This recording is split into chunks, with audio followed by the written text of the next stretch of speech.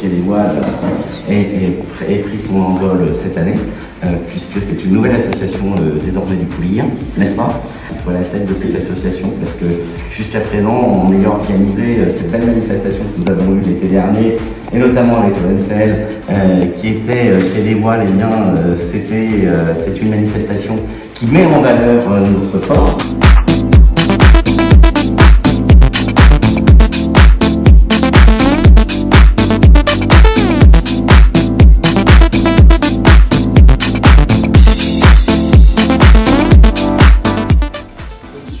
Participer, organiser des manifestations.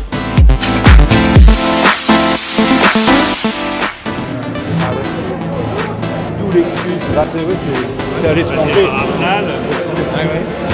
C'était Rieux. Le premier, puis l'autre. Il en a fait pas mal. Alors Richard Masse, tu es donc président de l'association Quai des Voiles. Qu'est-ce qui t'a donné l'idée de créer cette association exactement? Bien, je ne suis pas tout seul dans le projet.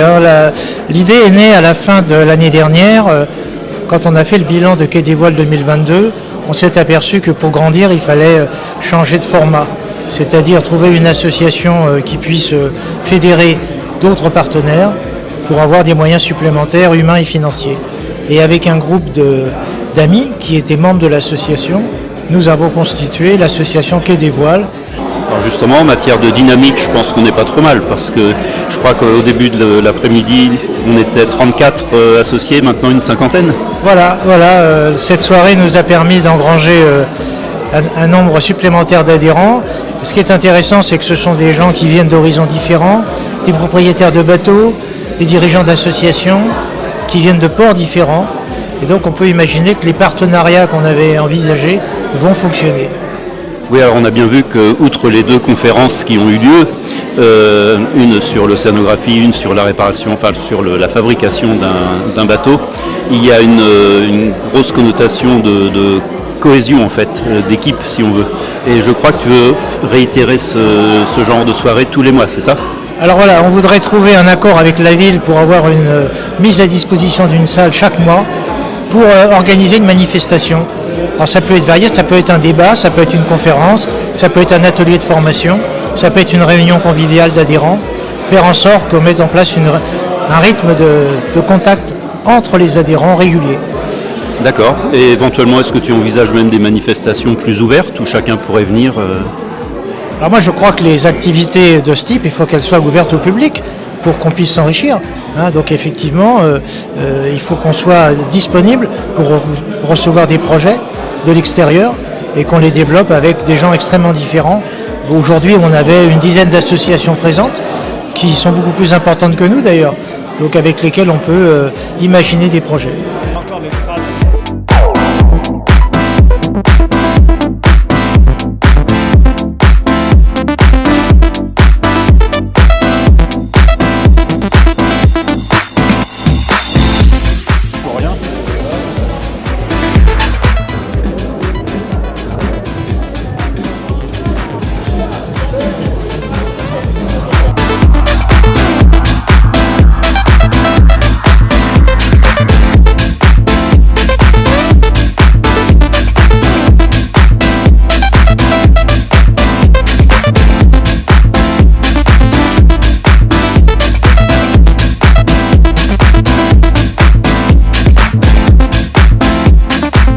Bien, bonsoir Thierry Caudal.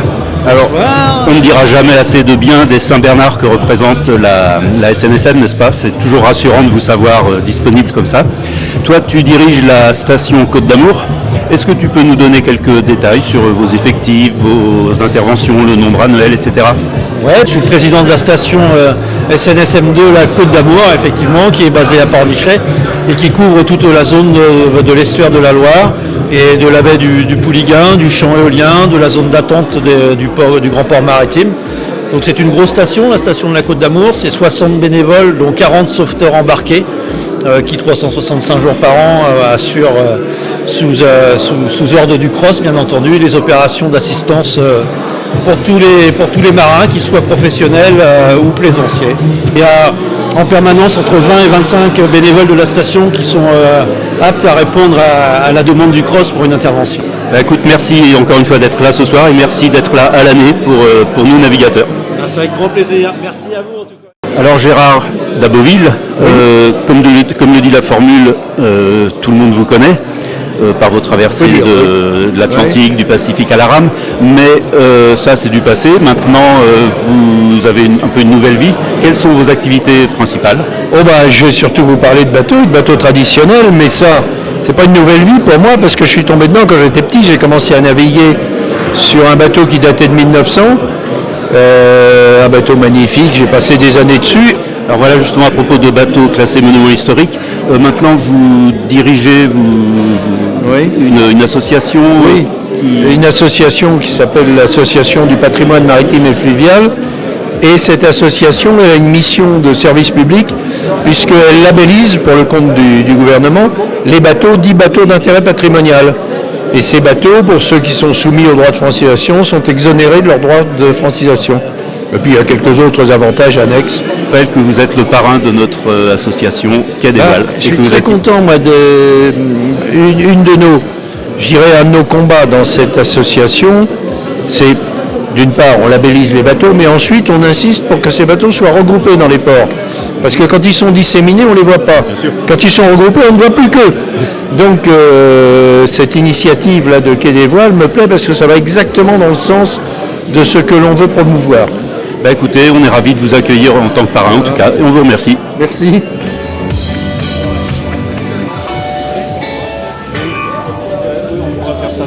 Nous recevons Philippe Gueuziec, qui est président de quoi exactement sur le port La Baule? Oui, bonsoir. alors, l'association des plaisanciers du port du La Baule Le Pouliguen. Voilà. C'est une association qui a pas mal d'années, qui a été créée dans les années 95, me semble-t-il. Voilà.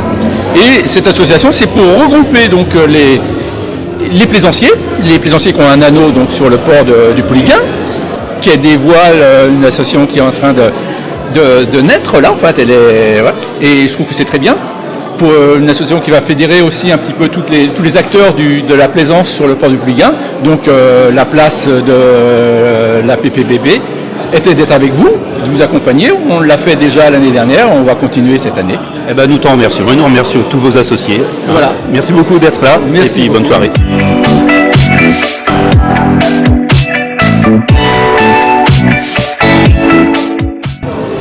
Bonsoir Bernard, merci de nous faire l'honneur d'être parmi nous ce soir. Alors, nous savons que tu as un métier un petit peu particulier. Est-ce que tu peux nous en parler? Depuis une vingtaine d'années, je suis pilote maritime sur la Seine. Alors, le métier de pilote consiste en une aide aux capitaines qui ne connaissent pas du tout les lieux, et donc dans tous les ports du monde. En fait, quand un navire arrive, un pilote monte à la passerelle du navire et aide le commandant à remonter la rivière. Et en gros, sur la Seine, nous prenons les commandes du navire à partir du moment où il arrive. Je voulais lever un doute. Je me suis laissé dire un jour que lorsque le pilote mettait pied à bord du bateau, que ce soit un cargo, un pétrolier, le commandant officiel prenait du recul et laissait totalement la responsabilité du bateau au pilote. Autrement dit, le pilote devenait pacha du bateau. Est-ce que c'est vrai? On va dire, dans la réalité, oui, mais sur le papier, non. Le commandant reste toujours capitaine de son navire. Et en fait, s'il arrive un problème au navire, c'est toujours le commandant qui reste responsable de son navire. Et on peut engager la responsabilité du pilote à condition de prouver qu'il a fait une faute.